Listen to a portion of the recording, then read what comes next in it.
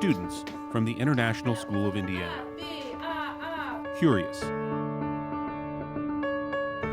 multilingual,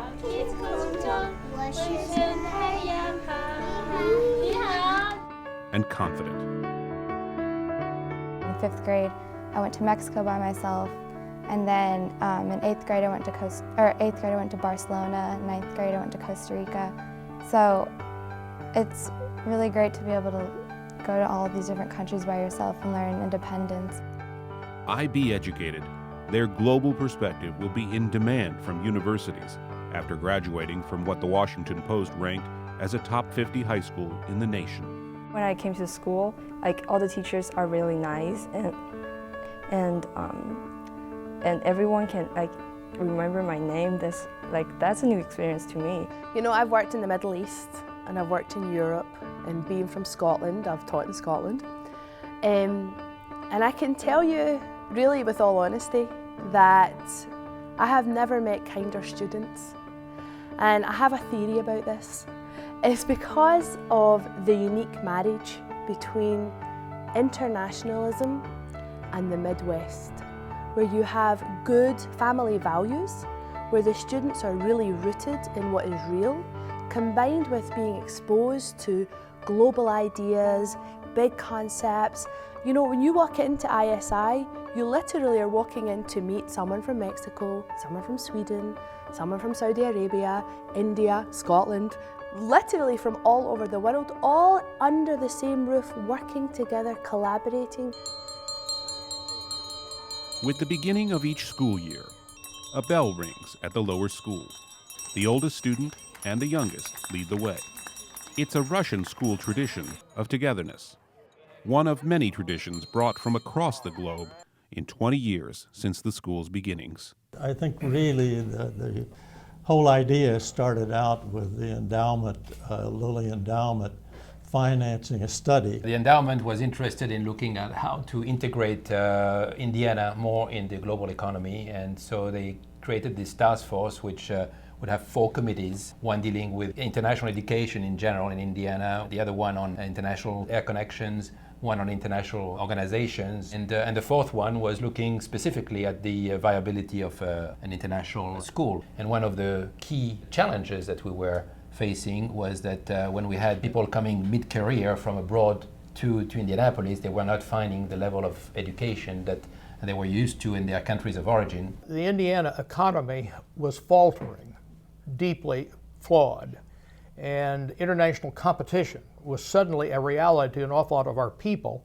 And then, of course, prodded by folks like Lilly and others, it was pretty clear that we weren't exactly ready yet for all these people to come and invest their money here.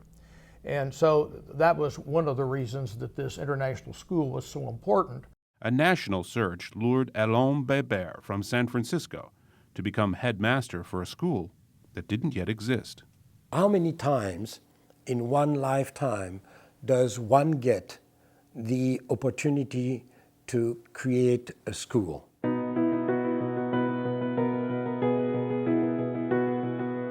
It was the 1st of September 1994, and the parents did surprise me very much because they had decorated with balloons and all of that, and the teachers were outside. I remember singing and welcoming each child and each parent into that very warm building, which made everybody think of the one-room schoolhouse.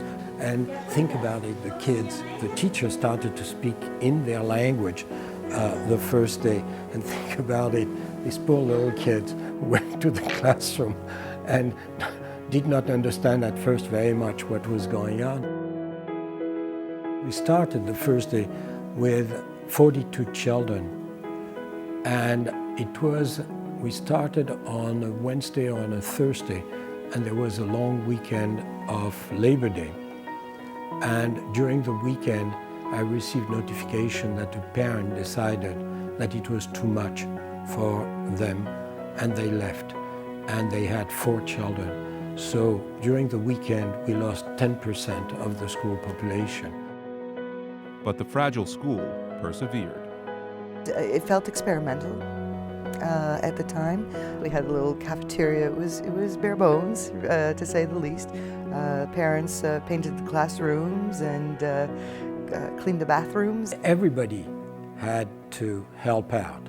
So I always say that the board, when before hiring me, did not ask me the right question. They asked me about pedagogy, about what I knew about international education, but they never asked me if I had any knowledge about plumbing, snow shoveling, and all these kinds of other things that you have to do in a school of that nature. But it was such an exciting time for all of us. We loved to talk to families about, we got together, had wine and cheese evenings or coffee mornings, and it was like seeing a baby being born, and we all helped.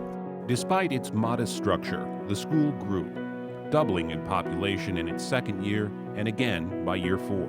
By 1998, it moved to an old IPS school nearby, and then also to grounds on Michigan Road. Which proved that what happens in the classroom makes all the difference.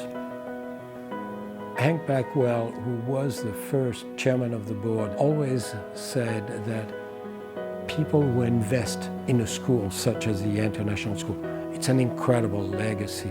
The International School, 10 years, 20 years, 50 years, 100 years from now, will be there and will be a testimony of what Indianapolis was able to do at the time.